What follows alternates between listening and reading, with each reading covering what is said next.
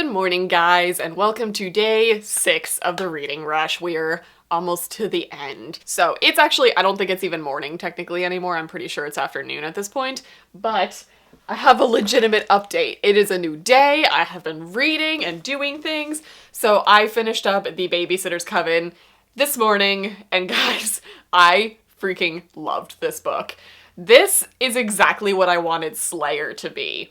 For all of you guys who joined me in the huge disappointment that was Slayer by Kiersten White earlier this year, this is very much an episode of Buffy. I freaking adored it. I don't know if I've given like much of a synopsis about this. This is basically following Esme, who is a quirky teenage girl who dresses up in like crazy styles with her best friend every day, and they run a babysitter's club, which is designed after the Babysitters Club, which I think is hilarious. But their Babysitters Club is literally just the two of them, and they just hang out, and that's it. But then some weird things start happening. She basically starts to kind of develop some sort of magical powers, and she doesn't really know what is going on. Meanwhile, there is a new girl who came to her school and sought her out because her mother left her a note that said, "Find the babysitters." So that's a little mysterious. So this new girl kind of gets absorbed into their friend group, and some weird things start happening. I loved this. This literally reads exactly like an old 90s Buffy episode. Like, it's very similar to like season 1s through 3, where like it's not a very serious show at that point, and all of the like demons and the magic and the slayerness is very like comical and like tongue-in-cheek. That's what this is. I loved it so much. There's a ton of like pop culture references, as in like stuff from right now, like very modern things that you will totally laugh about if you read it like right now. But also it references back to Labyrinth. It references back to all of the classic 80s horror movies that deal with babysitters and that whole trope. It also brings up Buffy, because as we were going through certain scenes, I was like, oh my god, this is literally straight out of Buffy. And they start to make fun of the fact that they're literally like slayers. Instead, they're called sitters in this book. Oh my god, I loved it so much. Little tiny thing that I loved about this book is the fact that she has a pit bull named Pig. That is her dog. And I love that they played that into the book, because pit bulls are known as the nanny dogs, like the nanny breed. They were bred originally to be babysitters. I love that, and I love how they incorporated that into it. It was just, this was such a fun ride. Like, this book does not take itself seriously. It's super tongue-in-cheek, and it's enjoyable. It's a short little fun book, and it definitely is the start of a series, because at the very end of the book, we get the babysitters are back in fall of 2020.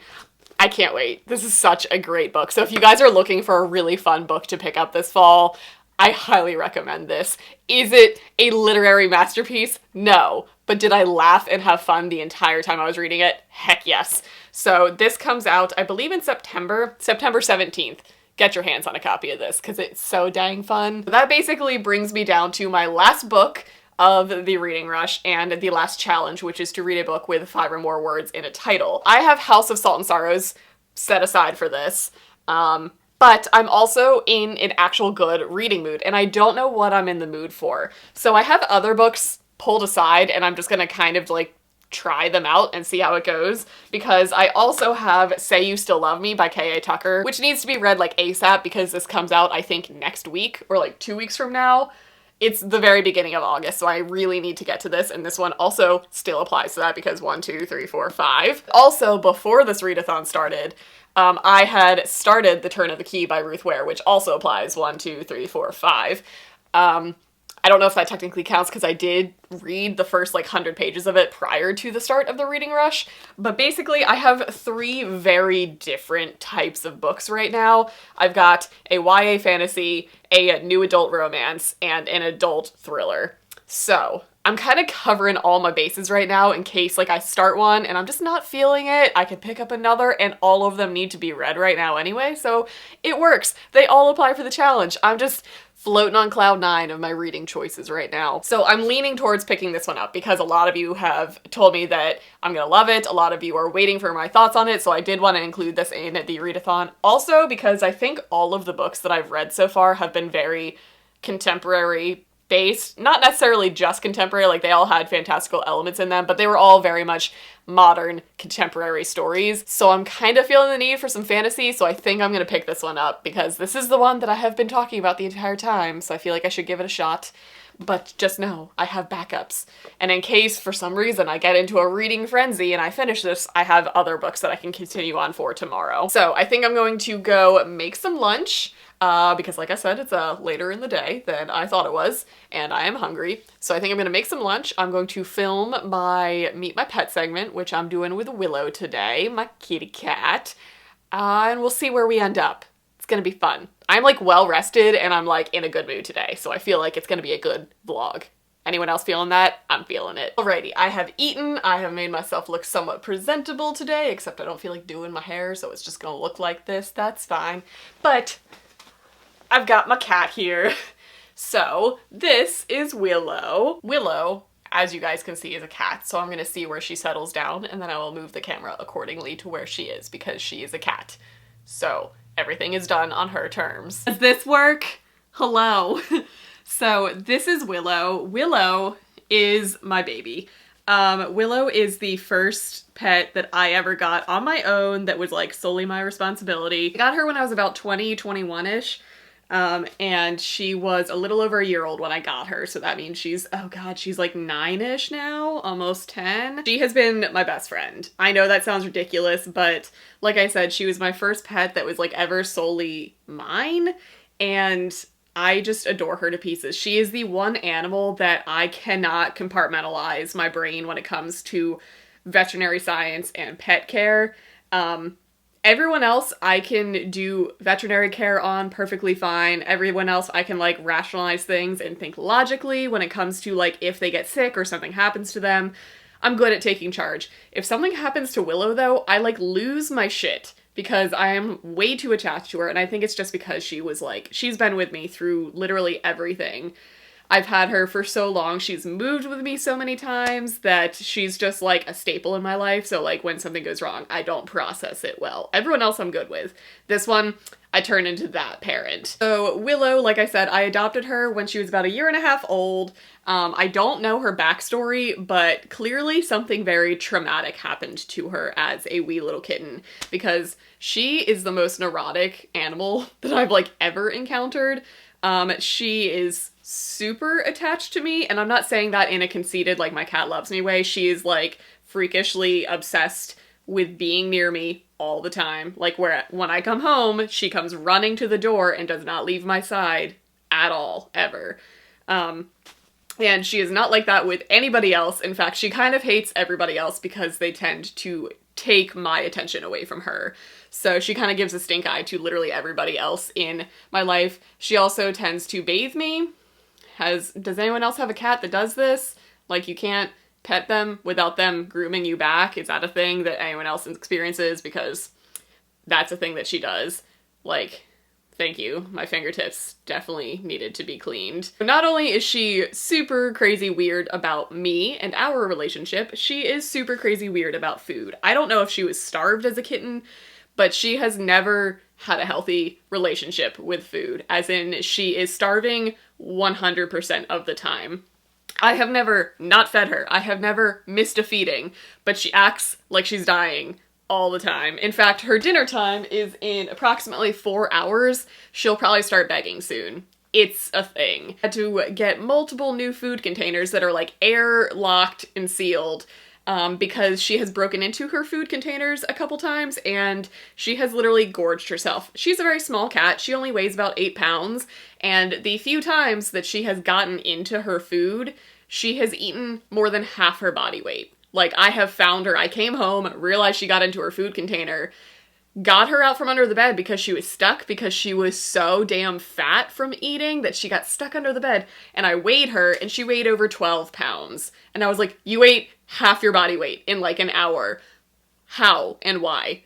I don't understand. So we got some issues in this little noggin, But she's honestly been the best cat that I've ever encountered, and she has moved with me, like I said, so many times. I think we've moved 5 times together, and she's handled it super well. She's just been my constant companion for the entire time. She's my reading buddy. Like I said, she's always attached to me. She's also a beautiful cat, and I know that's just the cat owner and me coming out, but I've never seen a cat with this many colors on them. Like, she has the points like a Siamese. She talks like a Siamese. This is the most vocal cat I've ever experienced. You can have full conversations with her, and she will always reply. Like, you eventually have to walk away because she won't stop talking to you. But she has, like, orange on her, and her belly is, like, super fluffy and, like, white and weird. There we go, back in frame. But she's got orange and gray. Like, every time I've had to move and take her to a new vet, they're always like, okay, what color is she? And I'm like, you tell me when you see her. And they're like, we don't know how to classify her. And I was like, me neither. She is a creature. So, okay, I've already been rambling for like 6 minutes straight about my damn cat. I know, it's not the most exciting pet for a lot of you guys, but I just adore her to pieces. So that's pretty much what I got about Willow. She's a little special feline. And, oh, also, for you guys who are asking about the kitten, in case you guys missed my summarathon vlogs, that's where I basically brought home the kitten in case you guys want to see it. That's where I talk about, like, what's going on. I am fostering her right now, and she lives in the bathroom because she isn't tested yet. She's too small to get vaccinated and tested and fixed and everything. So for the sake of Willow, I'm not letting them come in contact yet. That's why the kitten is in the bathroom, because I've been getting a lot of comments being like, why do you keep a kitten in your bathroom? That's why, just for, contamination's sake, just in case she were to test positive for something. I don't want her giving it to Willow. And also, Willow is the reason that I could potentially keep or not keep this kitten, because I've been getting that question a lot too. Willow, like I said, is a little crazy, is a little overly attached to me, so I don't think that it's gonna go well introducing the kitten to her. She's also never done well with other cats. Like I said, we've moved a lot together, and some of the places I've stayed have had other cats, and she does not do well with other cats at all. So I'm trying to not get my hopes up about keeping this kitten permanently, just because I don't want to stress Willow out. Willow will always be, first and foremost, my main priority, so if it's going to stress her out too much, I will not keep the kitten. She will go back to the rescue because she is still just technically a foster, but fingers crossed that I can try the introductions and they'll go well. So that's answering some of your guys' questions about the kitten, because I know that I've just kind of been like talking about this kitten and where did she come from and whatnot. So if you guys want to see when I brought her home, that is in my summarathon vlog. And that's going to conclude today's pet segment, like meet my pet segment. This is Willow. This is her life. She hangs out with me while I read. The end. Okay, so I'm about 50-something pages into this. I'm on chapter 6 of House of Salt and Sorrows. Oh my god, this book is so good, guys. This book is giving me, like, wicked deep vibes. Not in the same atmosphere, but just, like, how atmospheric the book is. Like, there's not even that many descriptions in this book, but you were just, like, immediately transported to this weird, dark, mansion on like a weird like cliffside island of like fishermen, and I love it. I love it so much already. You guys were so right. This is totally up my alley. It's really dark. So basically what we know so far at this point is that we are following Anna Lee, who is the 6th daughter of 12 girls in the Thomas family? I don't know how you say it. And this family is somewhat cursed. Can you guys see like Manny's butt? He's been joining me, and we still have the cat right there. But this family has been cursed, and all of the women have been steadily dying off. Like, her mother died, and so far I'm pretty sure we've had like 4 or 5 deaths. This book starts at one of the daughters' funerals. Like I said, I am like 50 pages in, and I have a feeling I'm gonna fly through this because we are basically just trying to find out if all of the daughters are cursed or if somebody is murdering all of these girls, because they've all died in different ways, and it basically just reached the point where Anna Lee, who was our protagonist, just basically came to the conclusion that it was not a curse, that she was murdered, and she is determined to prove it. And I was just like, this is gonna be a ride. I'm so excited. The atmosphere is great. There's a lot of things pulled in that are cultural, like having shrouds on the mirrors for so long after a death and wearing mourning clothes for so long after a death, and there's just a lot of different cultural things that are being introduced into this, and I love seeing that in fantasy books. Okay, so I'm gonna keep reading and I will update later on tonight. I am excited to see how far I can get into this today. So I just took a break from reading. I'm on chapter 8 of this right now to hop on Instagram. If you guys can't hear, this is a live Instagram story that counts as a read-in, which I'm so excited about because there are no read-ins in Pennsylvania happening, so I can get this badge. This is proof. I did it. I'm participating. Gonna go do this now. Think we have one more sprint to go. Hey guys, so I'm here for a final check-in today. It's only like 7-ish, so I'm actually probably going to read a lot more before I go to bed tonight, but for the sake of editing this video and getting it up tonight, I'm checking in now. So I am on chapter 16 of this book, so I'm 142 pages in. I'm loving it. So this just took a turn from being just an amazing, like, gothic, Victorian, creepy, cursed family on an island with a very, like, coastal fisherman vibe to a portal fantasy. I was not expecting it. I'm loving it. Like, the things that are just happening right now just took the story from, like, one thing that I was loving to another thing that I love. So that's a thing. This story also got really dark really fast. Like, there are definitely some little tiny snippets and paragraphs and lines that come out of nowhere that I'm just like, oh man, that was heavy. Or like, oh man, that was really creepy. So I hope this book, like, ups the creep factor because I'm loving it so far. Like, I'm loving how kind of dark and disturbing it is, but at the same time still being a good, like, YA fantasy story. I don't even know where it's going either. I'm just along for the ride. Like, I'm not trying to predict where this goes. I'm just going along and enjoying myself. That is my update. I am that far into the book, so I'm about like a third, almost halfway through this book. I'm gonna sit down and read as much as I can tonight, and then I'm gonna finish it off tomorrow, and I can't wait to talk to you guys about this because this book is so good. This comes out August 6th. I'm pretty sure this is coming in a lot of subscription boxes, so guys, get your hands on this. It's so good so far. I mean, I'm not done, so I can't like give you a definitive like buy this, but like buy this. So that's going to be my conclusion for today's vlog. I hope you guys are still enjoying them, and I'll see you guys tomorrow for the final vlog.